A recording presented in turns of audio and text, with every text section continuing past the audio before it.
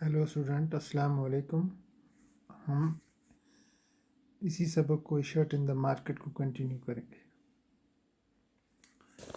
The cultivation of cotton requires high levels of input such as fertilizers and pesticides, and the farmers have to incur heavy expenses on account of these. Most often, the small farmers need to borrow money to meet these expenses.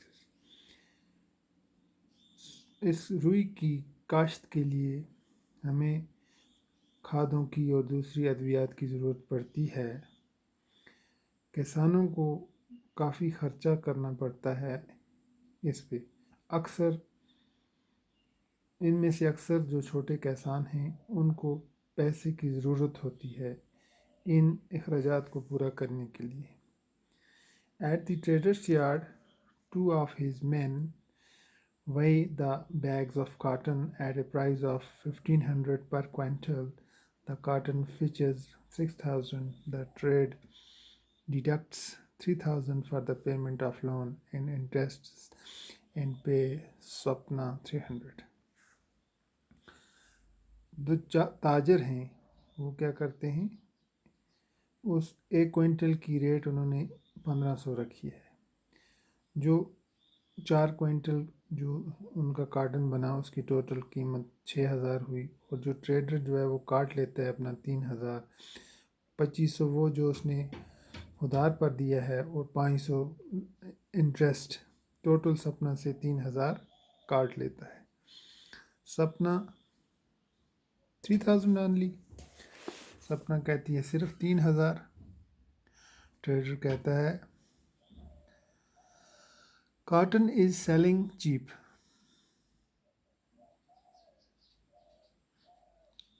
Cotton जो है वो सस्ता बिकता है। There is a lot of cotton in the market, बाज़ार में बहुत ज़्यादा कॉटन है। सपना I have toiled so hard for the 4th month to grow this cotton. You can see how fine and clean the cotton in this time.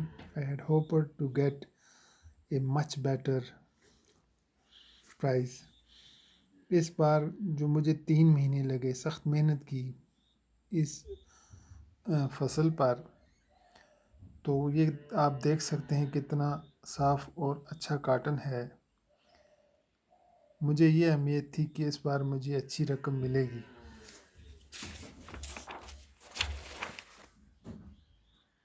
Trader अम्मा, I am giving you a good price. Other traders are not even paying this much. You can check at the Cornwall market if you do not believe me. अम्मा, मैं आपको अच्छी रकम दूंगा। आप दूसरे ताजर पेशा लोगों से पूछ सकती हैं कि करनाल के बाज़ार में इस साल रुई की कीमत क्या है। Swapna don't be angry, how can I doubt you. आप खफा मत हो, मुझे आप पे शक नहीं है। I had only hope that we would earn enough from the cotton crop to last us a few months. Though Sapna knows that cotton will sell for at least 1800 per quintal, she doesn't argue further.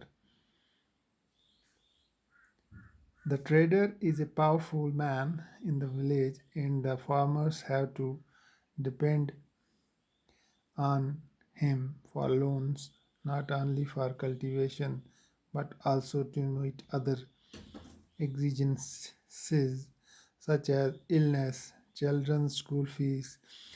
Also, there are times in the year when there is no work and no income for the farmers, so borrowing money is the only means of survival.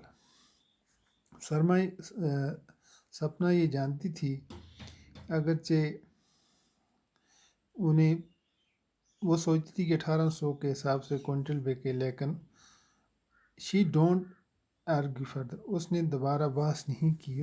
उससे पता था कि जब गांव में किसान जो हैं उतने ताकतवर नहीं होते, उन्हें आधार लेना पड़ता है अपनी फसल के लिए या दूसरे अखराजात जो होते हैं। जब उनके बच्चे बीमार पड़ जाते हैं या उन्हें स्कूल की फ़ीस नहीं होती, तो उन्हीं ताजर लोगों के पास जाते हैं, तो उनसे उधार पर पैसे लेते हैं ताकि वो अपनी रोज़मर्रा ज़िंदगी जारी रख सकें। Sapna's earning from cotton cultivation is barely more than what she might have earned as a wage laborer. सपना की वो कमाने का जो कमा रही थी वो अपने उस फसल से, वो उतना कमा रही थी, मज़दूरों से ज़्यादा ही वो कमा रही थी। तो आज के लिए बस इतना ही, बाकी इंशाल्लाह कल।